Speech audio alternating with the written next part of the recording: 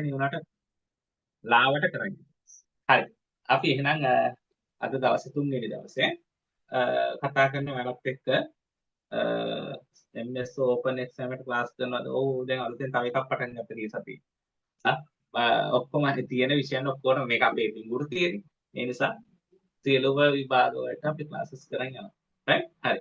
ඉතින් මම අද ගන්නට එන්න පහසු ගැටලුවක් බලමු මේවා එකක් කොහොමද කරන්නේ කියලා. මේක වැඩේ කියන්නේ මම ඔයාලට දාපු අයගෙන් බොහොම කීප දෙනා උත්තරේ හදලා තිබ්බේ. හරි. අනිත් හැමෝගේම උත්තරේ වැරදි. එක්ක අර ඔයාලට දාන එකට රැල්ලට ගිහිල්ලා ආයාගේ උත්තරේ හරියටි මට ආපිට වැරදි. එහෙනම් ඒක තමයි කියලා ඒකට කෙහුවක් දන්නෙත් නැහැ. කීප දෙනෙක්ගේ අරෙන්න බහුතරයකදීම පිළිතුර වැරදි. හරි. මේක මම පොඩ්ඩක් කියලා දෙන්න කොහොමද මේ වගේ ගාණක් හදන්නේ කියලා. හරි. දැන් මේ ගාණි මෙතනින් අපි අදිමු නේද කමන්නේ. දැන් ඔය පැත්තට නැතුව අනිත් පැත්තට ගමුකෝ. දැන් ගඟේ පහළට ගඟ දිගේ මෙහිම වතුර යනවනේ. ගාන වලින් කියලා ඉන්නම්කෝ. මිනිසෙක් ගංගාවක පහළ දිශාවට පැයට කිලෝමීටර් 32ක වේගයකින් ද රළ පහට විරුද්ධව ඉහළ දිශාවට පැයට කිලෝමීටර් 14 වේගයකින් ඔරුවක් පැදයයි. එහිදී රළ පහරේ වේගය සොයන්න. එතකොට පොඩක් මම කෙටි ක්‍රමයට යන කෙනෙක් පොඩක් ගාන පැහැදිලි කරලා පුතේ. හරි? ඊට පස්සේ අපිට පුළුවන් තප්පර ගානේ කෙටි ක්‍රමයකින් හදන්න. හරි? දැන් ඔන්න ඔහම ගඟ තියෙන පහළට යනවා. එතකොට ගඟ අපි දැන් ඔරුවකුත් අදිමු. දැන් ඔන්න ඔරුවකුත් යනවා. right? මට ඔරුවක් පැදගෙන යනවා මිනිස්සේ. හරි. එතකොට දැන් ඔයාලා නිකන් මේ ඔරුව පදිනක හිතන්නකෝ. ඔයාලා පදිනවා නම් ඔයාලට මේකේ ඉහළටද පදගෙන යන පහසු පහළට. පහළටනේ නේ? ඔව්. පහළට පැදගෙන යන එක පහසුයි. පහළට පැදගෙන යන එක පහසුයි. මෙන්න මේ ජල පහරේ පුතේ වේගයක් තියෙනවා. නේද? අපි කියන්නේ අර මේ මොකක්ද ඒකට කියන එකක් තියෙන අර ඉහළට උඩුගම් බලා පීරනවා කියන එක තමයි වචනේ. right? හරි.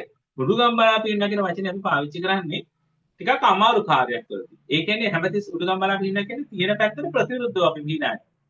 හරි? එතන මෙතනත් එහෙමයි. මේකේ උඩුගම් බලා පීනන එක අපට අසීරු. හරි? මෙතන ඇත්තටම උඩුගම් බලාන්නේ.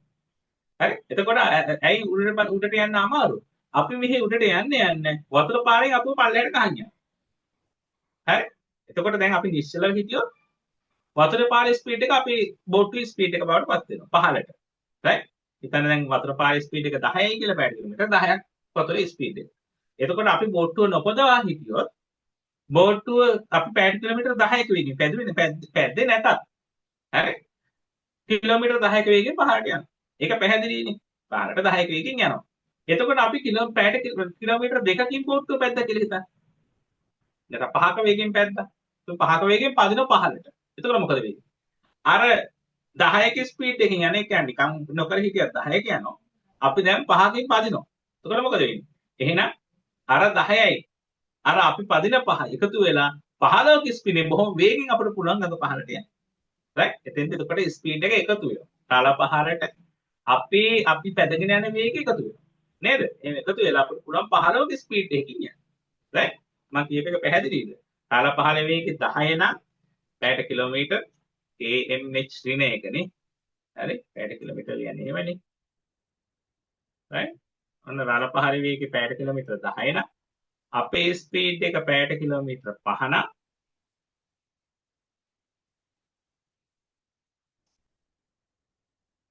අපි පහළට යන වේගය 15යි kmh ඍණ එක වෙන්න ඕන. right? ඒ වගේම අපි උඩට පැදගෙන ගියොත් මොකද අපිට වෙන්නේ? අපි පහෙන් යනවා. දැන් නොපදවා හිටියොත් පහළට යනවා අපි 10. හරි? එතකොට පහෙන් ගියොත් අතන පහකින් ගියොත් එහෙම වැඩි අවුල් වෙනවා. ඒ කියන්නේ පහළටම තමයි. ඇයි? පහළට 10කින් යද්දි අපි යන්නේ උඩට වේග 5කින්. ඒ කියන්නේ අපිට එහෙනම් පහළට 5ක වේගකින් තමයි යන්නේ. උඩට යන්න හම්බෙන්නේ නැහැ 5 ස්පීඩ් එකෙන් ගියොත්. අපි මේ ස්පීඩ් එක වැඩි කරගත්ත හිතමු අපේ 15කින්. ඉතින් අමාරුවෙන් 15කින් පදිනවා. දැන් මොකද වෙන්නේ? දැන් අපි 5ක ස්පීඩ් එකකින් තමයි උඩට යන්නේ. පැහැදිලිනේ? ඇයි? අපි 15ක් යනකොට 10ක් පහළට ගිහිල්ලා. පැහැදිලිද? right. එතකොට මෙන්න මේ ඔරු ගණන් වල නොහොම වැඩක් ඉන්නේ. අපි මේක xy කියලා ගත්තොත් හරි මේක ගත්තොත් x සහ y කියලා. අපි හිතමු එකක් ගමුකෝ අපි x කියලා අපි පදවන එක්කිනාගේ වේගය x කියලා ගමු. ජල පහරේ වේගය y කියලා ගමු. එහෙනම් ගඟ පහළට යන ස්පීඩ් එකකින් හැමතිස්සෙම x ධන y නේද? x ධන y තමයි පහළට ස්පීඩ් එක. right? දැන් මේ ගානේ හැටියට නම් පහළට ස්පීඩ් එක 32යි. වතුරේ පාරේ වේගෙත් එකතු වෙලා. ඒ වේගෙන් අපි උඩට පැදගෙන ගියොත් හරි අපේ වේගය 14යි. උඩට ගියොත් මොකද වෙන්නේ? අපේ ස්පීඩ් එකකින් අපි යන්නේ 15 වෙන්නේ. දැන් මේ උදාහරණයකට ගත්තොත් 15 වෙනි. ඒකෙන් අපි ගඟේ ස්පීඩ් එක අඩු කරනවා. ගඟ පහළට යන ස්පීඩ් එක. හරි. ආන්න ඒකෙන් තමයි ඇත්තට උඩට යන්නේ. දැන් අපි උඩට 15 වෙනි යනවා. පහළට යන්නේ 10ක් වතුර යනවා. එතකොට අපි ඇත්තටම යන්නේ 5ක්. අන්න එතකොට මේ දෙක අතර වෙනස. ඒතර x and y සමානයි. මේක විදිහට 14යි. නේද? ඔයාලට මෙන්න මේ විදිහට සමීකරණ දෙකක් දාන්න පුළුවන්. right? x සහ y කියලා අරගෙන මොකද මේක දන්නේ නැති දෙන්නෙක් ඉන්නවා. ඔයාලා පොඩි කාලේ ඉගෙන ගත්තා සමගාමී සමීකරණ කියලා ගණන් වර්ගයක්. සමගාමී සමීකරණ වල මොනවද තිබුණේ? සමගාමී සමීකරණ වල තිබුණේ අපි දන්නේ නැති දෙන්නෙක් ඉඳ සුළු කරන්නේ කොහොමද කියලා. දන්නේ නැති දෙන්නෙක් ඉන්නවා. x y කියලා දෙන්නෙක්. දැන් මේක දන්නේ නැති දෙකක් තියෙනවනේ. බලන්න. අපි බෝට්ටුවේ වේගය දන්නෙත් නැහැ. ඔරුවේ වේගය දන්නෙත් නැහැ. තරපාරේ වේගය දන්නෙත් නැහැ. මේ දෙකම දැනගන්න. so දෙකක් දන්නේ නැත්නම් ඒ වෙලාවට අපිට එක සමීකරණයකින් මේක සුළු කරන්න බෑ. x කීයද y කීයද කියලා හොයන්න බෑ. එක සමීකරණයක්. ඒතර අපි මේ සමීකරණ දෙකක් ගොඩනගා ගන්න ඕනේ. ඒ වගේ වෙලාවක මේක පිළිතුර ගන්න. right? එතකොට මෙන්න මේකෙදි යොදාගත්ත සමීකරණ දෙක. එතකොට මේ දෙක සුළු කරන්නේ කොහොමද? සමගාමී සමීකරණ ඔයගලන්ට පොඩි කාලේ දෙන්නකෝ මතකද දන්නේ. අපි එක විචාරයක් සමාන කරගෙන ඉවරලා එකතු කරලා හෝ අඩු කරලා මේ ගාන හැදුවා. right? එතකොට දැන් මෙතන ඇත්තටම මේ ගාන හදන්න වෙන්නේ සමගාමී සමීකරණය. හරිද? නමුත් මම ඔයාලට කියලා දෙන්නම් මෙතන කෙටි ක්‍රමයක් තියෙනවා. ඒ කෙටි ක්‍රමය තමයි මොනවා හරි දෙකක් නේ සමාන ඒවා. හරි? සමාන විචාර දෙකක්. සමාන විචාර කිව්වොත් දැන් මෙතන x x y y. right? එහෙම වෙලාවක අපිට මේ සමීකරණ දෙක පුතේ එකතු කරලා දෙකෙන් බෙදුවොත් එන්නේ ඒ දෙකේ ලොකු අකුරට තියෙන අගය. right? හරි? එකතු කරලා දෙකෙන් බෙදුවොත් ඒ කියන්නේ අපි මෙතන ගත්තොත් එහෙම x ධන y x ධන y. ওই දෙක එකතු කරාම එන්නේ x ලාගේ. x කෙනෙක් කෙනාගේ අගය එන්නේ. එකතු කරලා දෙකෙන් බෙදුවම x ලාගේ එනවා. හරි? මේ දෙන්න අඩු කරලා දෙකෙන් බෙදුවොත් y වලාගේ එනවා. හරි? වැඩේ තේරෙන්නේ නැතුව ඇති. මෙහෙම බලන්නකෝ. දැන් මේ ගාන සුළු කරන්නේ කොහොම නැතුව මම මොකද කරන්නේ? හරි? මෙන්න මේ 32යි 14යි කියන මෙන්න මේ සංඛ්‍යා දෙක. හරි? x y කීයද කියලා අපි දන්නේ නැහැ. මේ කරන්නේ මොකද්ද? x ධන y වලාගේයි x ධන y වලාගේ. ඔය දෙක එකතු කරලා දෙකෙන් බෙදුවොත් හරි? x ධන y වලාගේයි x ධන y වලාගේයි එකතු කරලා දෙකෙන් බෙදුවොත් එන්නේ එක විචාරයක්. right? x ධන y යගේ x ධන y යගේ අඩු කරලා බෙදුවොත් දෙකකින් ඒ කියන්නේ ඒක වෙනස බෙදුවොත් දෙකකින් එතකොට එන්නේ අනිත් එක කුඩා එක. right? හරි. අපි හදලා බලමු මේක. 32යි 14යි. දැන් මෙහෙම වෙලාවට ඔයාලා කරන්න ඕනේ මොකද්ද? 32යි 14යි එකතු කරන්න. කීයක් එනවද? 46ක් එනවා. හරි? 46 දෙකට බෙදන්න. එතකොට කීයද?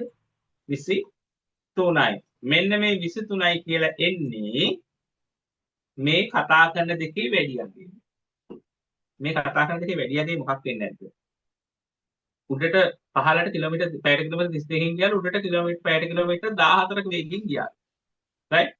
එතකොට එහෙනම් වැඩියගේ රළ පහර වේගෙද අපි පැදගෙන යන වේගෙද? අපි පැදගෙන යන වේගෙ වැඩි. ඒකින්දනේ අපි උඩට යන්නේ.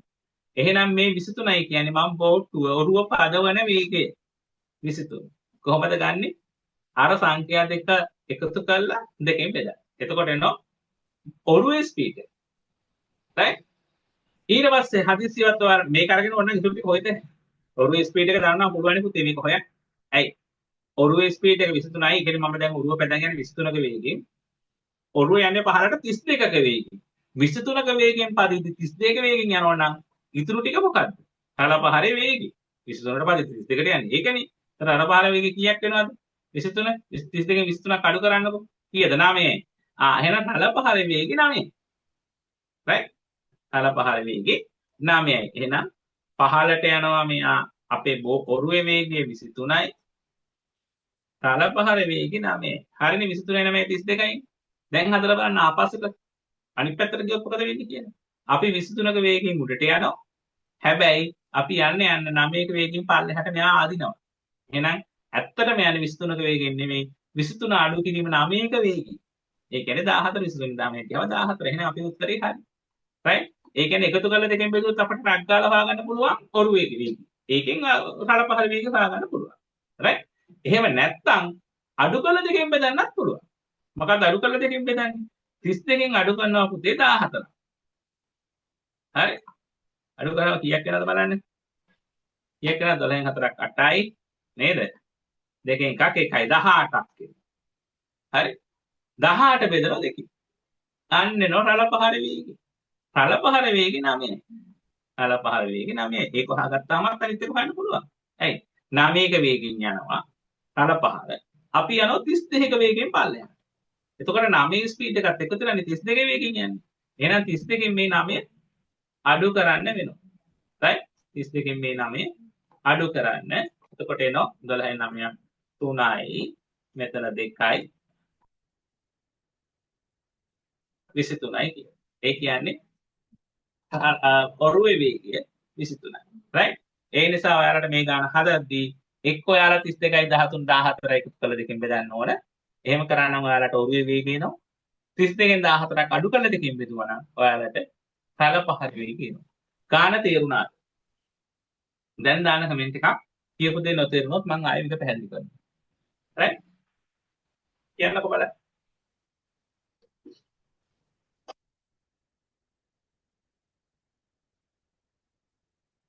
ආයෙ කියා දෙන්න ඕන කෙනෙක් ඉන්නම් කියන්න. තේරුණා චන්දිමා. right. තේරුම් නැත්තම් ගැටලු තියෙනවා නම් කියන්න.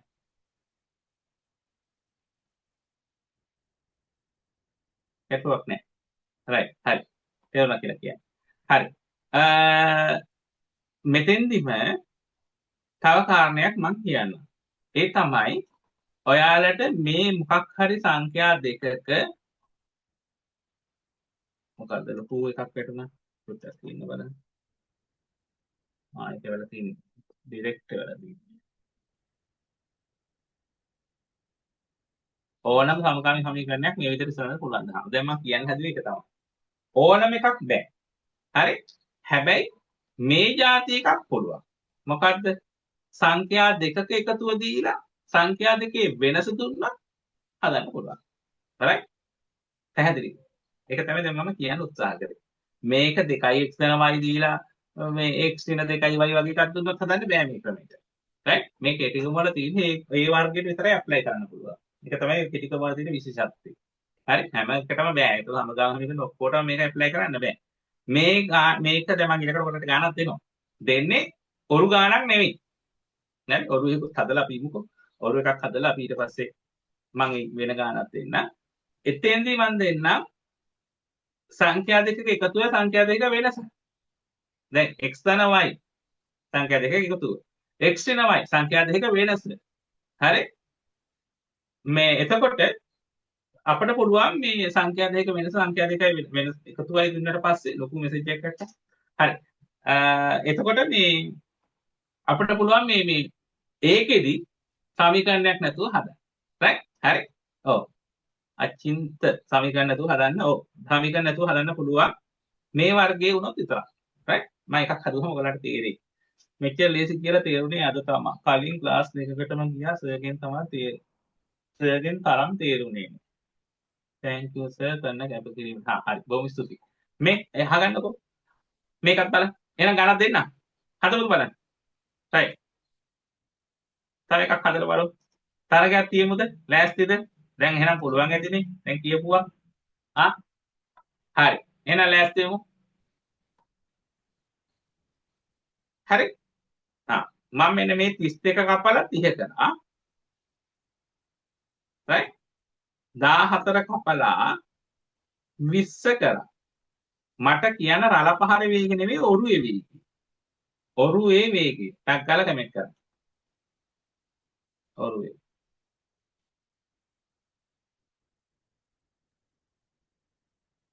හරි. උත්තර වැටෙනවා. අය ඉන්නේ ගානට. හරි. අචින්ත රිද්මි ජයමාලි ඔරුවේ වේගය කීයද? දාමු බලන්න.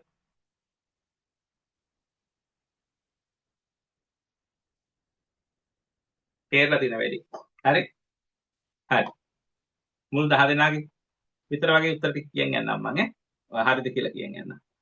හරි. අචින්ත රිද්මි බින්දි ජයමාලි අනුරුද්ධිකා නිපුන් චන්දිමා පූර්ණිමා දිනිති පියුමි ලක්ෂ්මි සුධර්මා right සමුත්‍රා සචි හරි එස්කේ කියලා තියෙනවා හරි එතකොට ඔය ආයත ඔන්න උත්තර තව වැටෙනවා හරි 25 තමයි උත්තරේ දාලා තියෙන්නේ හරි නේද උත්තරේ හරි හරි කොහොමද එන්නේ මේ මං අහුවේ ඔරුවේ වේගනේ ඒතර ඔරුවේ වේගය වැඩිනේ අර පහර වේගයට වඩා අපි ඔරුවේ වේගය වැඩි වුණොත් නේ අපිට ඉහළට යන්න පුළුවන් නැත්නම් ඉහළට යන්න බෑනේ ඒතර ඔරුවේ වේගය වැඩි ඔරුවේ වේගය වැඩි නම් අපි කොහොයන්නේ 30යි 20යි එකතු කරා දෙකෙන් බෙදුවා. එකතු කරලා දෙකෙන් බෙදුවාම එන්නේ ලොකු එක් කියලා. එකතු කරාම ලොකු වෙන්න බෑ.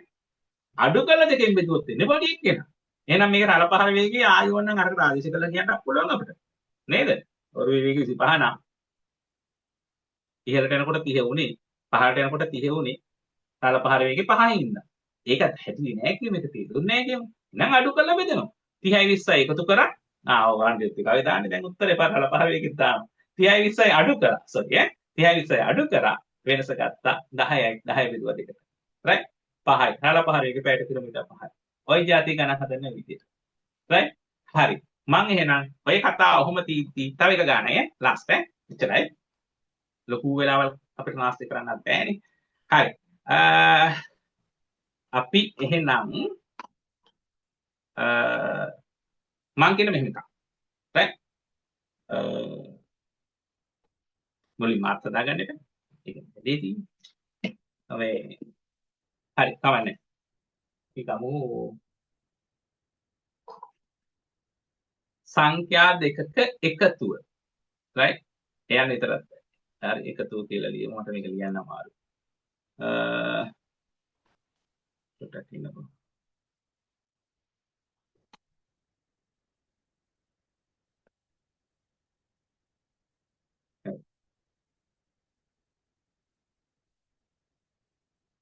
සංඛ්‍යා දෙකක එකතුව. හරි 80යි. සංඛ්‍යා දෙකක එම සංඛ්‍යා දෙක අතර අන්තරය. රයිට් එම වෙන්න ඕන නැත්නම් වෙන එකක් වෙන්න ඕනේ. එම සංඛ්‍යා දෙකේ අන්තරය. මොකද අන්තරය කියන්නේ පුතේ? අන්තරය කියන්නේ වෙනස. ඒ කියන්නේ සංඛ්‍යා දෙක අතර සංඛ්‍යා දෙක අතර වෙනස අන්තරය. සංඛ්‍යා දෙක අතර වෙන අන්තරය 30යි. මට කියන්න කුඩා සංඛ්‍යාව මොකක්ද?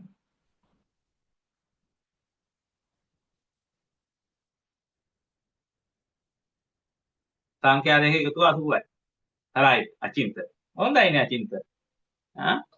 very good ඈ. හරි. අනවන ඔයගොල්ලෝ තප්පර ගන්න හදන සංඛ්‍යා දෙකක් තියෙනවා. හරි සරලයි. right සංඛ්‍යා දෙකක් තියෙනවා. දෙක එකතු කරාම 80ක් වෙනවා. එකකින් අනිත් එක අඩු කරාම 30ක් වෙනවා. අන්තරය 30යි. හරි. හරි රාශිනී. right මං අහන්නේ කුඩා සංඛ්‍යාව මොකද්ද අපි මේ කියන සංඛ්‍යා දෙක. අන්න එතකොට අර එන්නේ මේ එන්නේ අර x ධන y x ධන y ආකාරයේ සමගාමී සමීකරණයක්. right නේද? ඒ જાතියෙම සමීකරණයක් මේ එන්නේ. හරි. අචින්තර කලින් ජයමාලි දාලානේ. හරි. අචින්තර කලින් ජයමාලි දාලා. හරි. මේක පේන විදිහට නම් එහෙමයි. ජයමාලි, අචින්ත, රශිනි, පියුමි, සමුද්‍රා, සුධර්මා හරි. සචි, මෙලනි, චන්දිමා, දිනිති හරි. කට්ටිය දාගෙන යනවා. right. උත්තරේ 25යි. කොහොමද එන්නේ? 80න් 30ක් අඩු කරා. ඇයි? කුඩා එකනේ මං එහුවේ. ලොකු එක වුණා එකතු කරා. right 82 30ක් අඩු කරා 50යි 50 දෙකට බෙදුවා 25යි කලින් වගේ 25 කියලා තමයි උත්තරේ right පැහැදිලිනේ වැඩේ තේරුණාද එහෙනම් හරි right එහෙනම් ඇතිනේ හරි අපි එහෙනම් ඊළඟ දවසේ හම්බෙමු හරි ඔය වර්ගේ තේරුණානේ එහෙනම් ඔන්න රළ පහරක් හෝ මේ වගේ සංඛ්‍යා ආශ්‍රිත ගානක් ආවොත් ඔයාලට හදන්න පුළුවන් right එහෙනම් අපි ඊළඟ දවසේ හම්බෙමු